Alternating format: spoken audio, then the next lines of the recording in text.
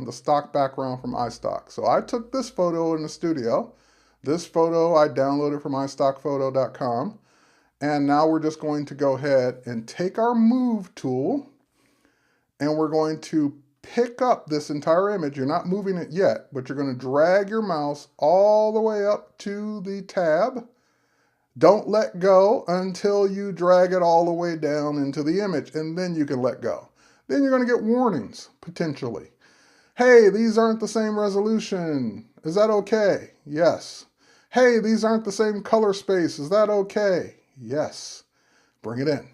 So Photoshop was just doing a good job of telling me that these two photos don't match from the standpoint of one was shot at 16-bit on a Nikon camera, the other one wasn't. One was in, Pro RGB, the other one was in sRGB or something else, or Adobe RGB. So it's just letting me know all this technical things about why those two photos aren't the same. So now that's okay. We'll just go ahead now and use our zoom tool and we'll zoom in. And now you can see we're now working with two different photo layers. We have the background and we have layer 1, which is the model. Now, we can't move these around because the background always has to stay on the bottom. So I can't put the background on top even if I wanted to. But the way we can get around that is this little lock, which is locking it in place. We can drag that little lock to the trash of the layers. And now I can pick this layer up and put that on top if that's what I want it to do, but it's not. So let's go to layer 1, which contains our model. And in order for me to get rid of that background without too much work, I'm going to have to make a selection of the model.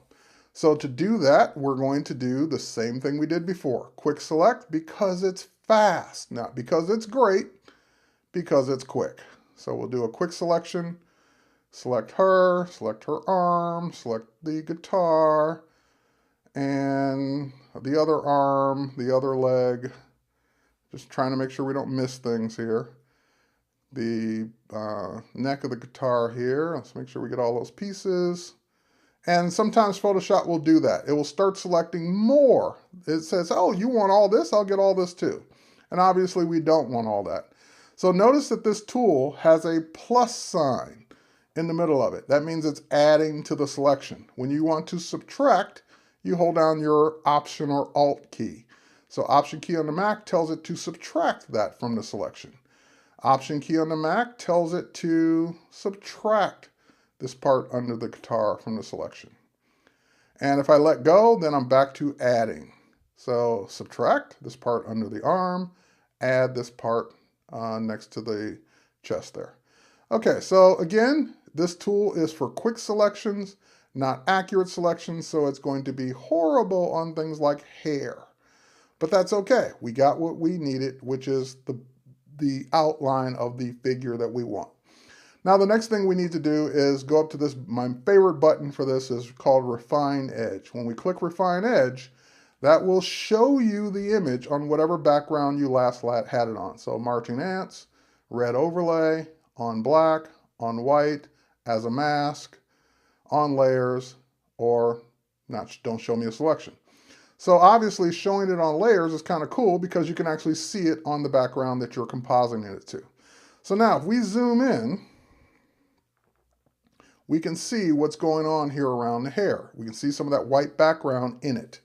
So we're going to go ahead and do a couple things. We're going to turn on Smart Radius and just boost our slider up just a little bit. And that teaches Photoshop to soften the edges that should be soft, keep the edges around the shoulders and areas that should be hard. Next, we're going to go to the Refine Edge or Refine Edge tool. And this tool is used to go where the background used to be, which is out here, and basically start painting and saying, nope, I don't want that color throughout this edge. And basically, it will start to remove that color from the edge. And that's the way this technique works. Now, of course, your mileage will vary based on your subject, what your subject's wearing, what kind of background they're on. And I know what people are saying right now, you're cheating. You doing this on a white background, that's so easy. Oh my God, if I only had white backgrounds, then it would be a piece of cake. Well, guess what? As a photographer, if I think I'm going to take something off a background, I shoot it against something that's going to be easy to do. So it takes a little bit of planning sometimes in Photoshop to make life easier. That's not necessarily a cheating, that's just planning ahead. It's making my life easier accordingly. Now, once you get it the way you want, you can use Shift Edge to kind of remove some of that white there. We can also use contrast to kind of get more of that in there. We can decontaminate colors, which also removes some of the reflected color off of our subject.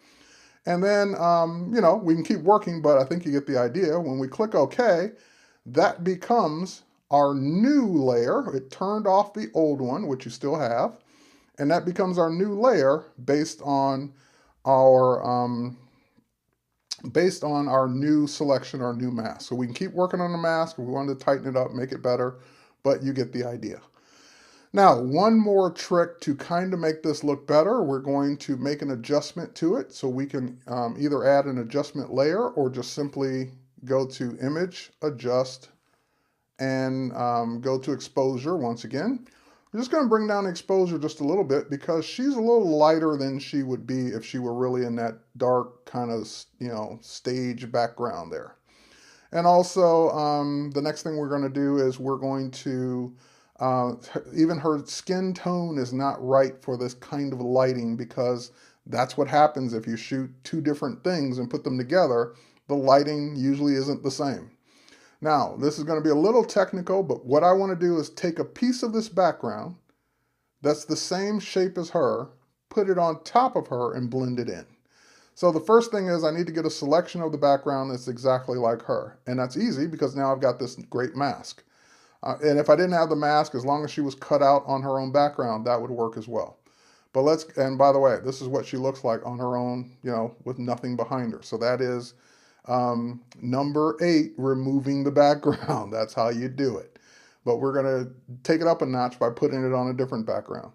Now, while I've got this mask, I'm going to hold down my Command key on Mac or Control key on Windows and click on it. That tells it to make a selection that's the same shape as everything we just cut out. Now we're going to go to the background and we're just going to make a copy of that background in the shape we just selected. So layer, let's say layer, we want new layer via copy. I'm always doing Command J, so it took me a minute to find it. New layer via copy makes a new layer that is just that. It's just the background of her cut out. Now we're going to take that new layer and drag it all the way up to the top so it's on top of her. And then we're going to take that layer and we can either blend it in, but I kind of like the colors the way they are. I'm just going to simply go set the blending mode from normal to color and then lower the opacity to bring back her original color in a little bit more so that maybe around 20%. This is before, that's after, just kind of toning her down into the same color as the background she is now on. Using this color that we cut out of the background, duplicate it and put it above her. So that would be our finished photo. Just wanted you to have the idea to do that. Now, for those of you who said I cheated, for those of you who said, oh my God, that was so easy, it was on a white background, I've got one for you. Let's go back to Mini Bridge. And let's go ahead and do this. Let's double click on this photo. And this is the background I want to put her on. And this one is not so easy. This one is not as easy, at least, because in this photo, the problem is she has blonde hair against kind of a blonde wood. It's going to be hard for Photoshop to figure that out. We've got the hat and everything too with shadows on it. So not as easily, because this is stock photography. This one actually came from iStock, and it wasn't shot with the intention of putting it on a different background. But this is the background I want to put it on. So we're going to take this background, we're going to work the opposite way, just so you know how. Use our Move tool, drag it into the Cowgirl tab, drag it down into the image and let go. You're going to get the warning about the color space, that's okay. And now we've got the background on top. I did this on purpose so you can learn how to size it. So we're going to go up to our edit menu, free transform. That'll put handles around it. Hold down your shift key so that you can scale it proportionally and bring it up. Okay, great. Click OK, hit enter, click the little check mark, whatever you want. And now we've got the problem with what we want as the background, which should be on top. We can't drag it on top because the background's always on the bottom. But if you double click on it, that'll turn it into a layer. Or if you drag the lock to the trash, that will turn it into a layer. And now you can rearrange the order. Okay, great. So now we've got our cowgirl selected on top, and we do the same thing. But this is not going to be as easy. So let's go ahead and do our selection. Quick select, quickly select. That's why we use quick select, because it's quick. There we go. Not because it's accurate. If you really wanted to be accurate, you'd use something like the pen tool and trace your way around the image. But so many times I'm going to use refine edge, I really just don't need the pen tool accuracy for this kind of stuff. Now we're going to go ahead and make that smaller, get this little part under the arm there. And I think I got everything. I got the hand. Yep, got all that. Got the shoulder, got the hair, got the hat. Got all pieces of the hat, even that little piece up there. That little piece there. Okay, we got it all. So, same thing, refine edge. When we do refine edge, that shows us what we've got so far.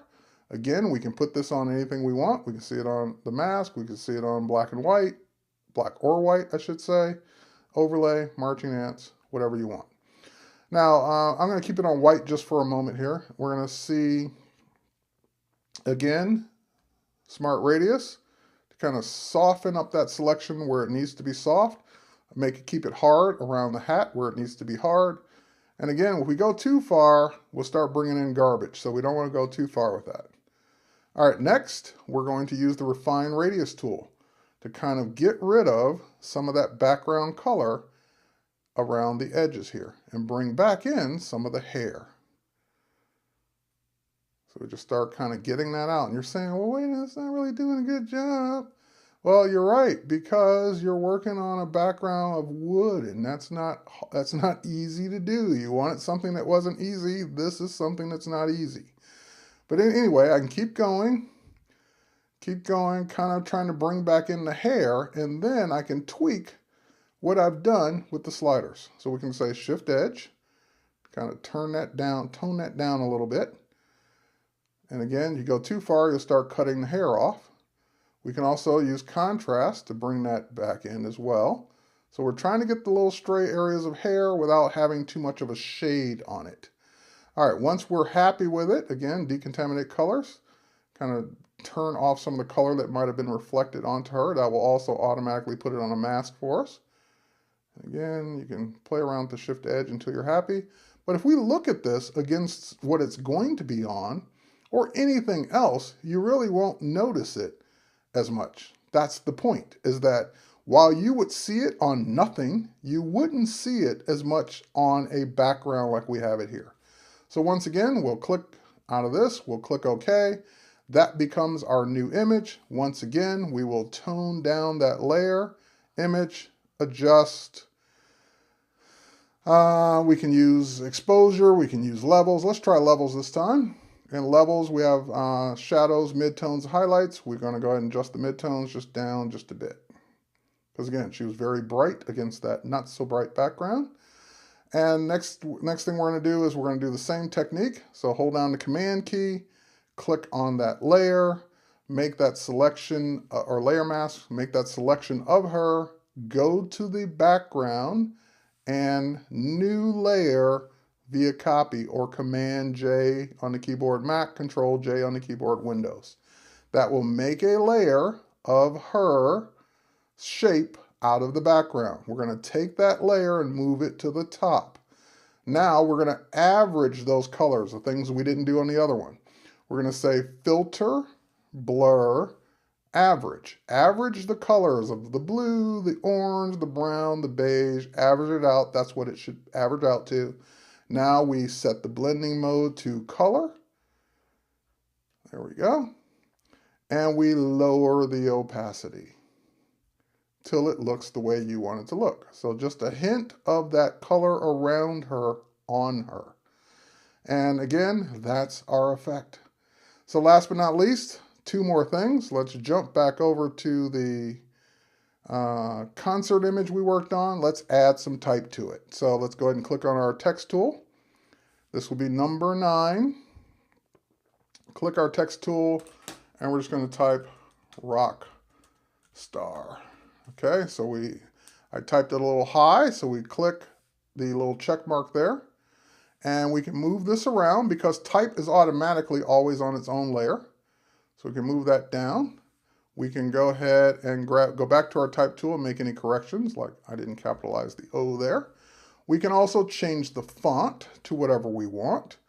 So let's see what I've got here. Do I have, we grab this little A byte font there. We can also adjust the size. So right now it's 168 points. I don't think we need it that big, but we probably do want it bigger than 72. So let's go ahead and, now you could type in numbers, but there's a little shortcut here. If you drag the T's to the left or right, that's kind of like a little hidden controller to make the type bigger or smaller. Last but not least, we don't want the type to be white. We can click the white and make it whatever color we want or mix, but we can also, if you drag onto the image or just move onto the image, you can make it whatever color from the image you want. So I actually like the color of her leg. We'll use that as our rockstar type. So adding type to a photo will make it stand out a little bit more by adding an effect to it like drop shadow. We're on that layer, so drop shadow applies to that layer. We can pick the shadow up, move it around. Click OK. We've got our type. And again, that's just a layer. You can turn it on and off, move it around with the move tool, put it wherever you want it to be because it's above the image. And whatever you do to it, it will only happen to that particular layer. All right, last thing we're going to do is save. Let's go up to our file menu and choose save. Now, when we choose save or save as, it will automatically default this to a Photoshop file, because you're making a file that has layers in it. And you're going to want to be able to always come back and edit these layers. And the file format that contains those layers is .psd. That's what we want, so we'll click save. Now that will make a Photoshop layered file that we can always open back up, turn layers on and off, delete layers, adjust the mask, do whatever we want to do. But if I wanted to put this on Facebook, send it to a friend, email it, put it on my website, any of those things, then this format's not going to work. So last thing, file, save for web. When we choose save for web, that will bring up the save for web dialog box where you can give it a better size because it's too big. So you can bring it down to whatever size your website says it has to be, at least smaller than. 1024 is a good web size. You can make it even smaller. So let's say, for example, you wanted to make it 800 is the highest or the longest dimension. And that will automatically size it width and height accordingly. You can choose the quality. You can choose the format, JPEG, GIF, PNG, so forth and so on. JPEG is the most common format for images. And that's going to bring the file size all the way down to 78.41K. So we're going to go ahead and click Save. It's going to ask us where. We can call it whatever we want. So we can say Rockstar web image. So that's the one that's going to go on our website or Facebook or whatever, and away we go. So I hope you learned something. I know that was rapid fire, 10 things in Photoshop for the beginner.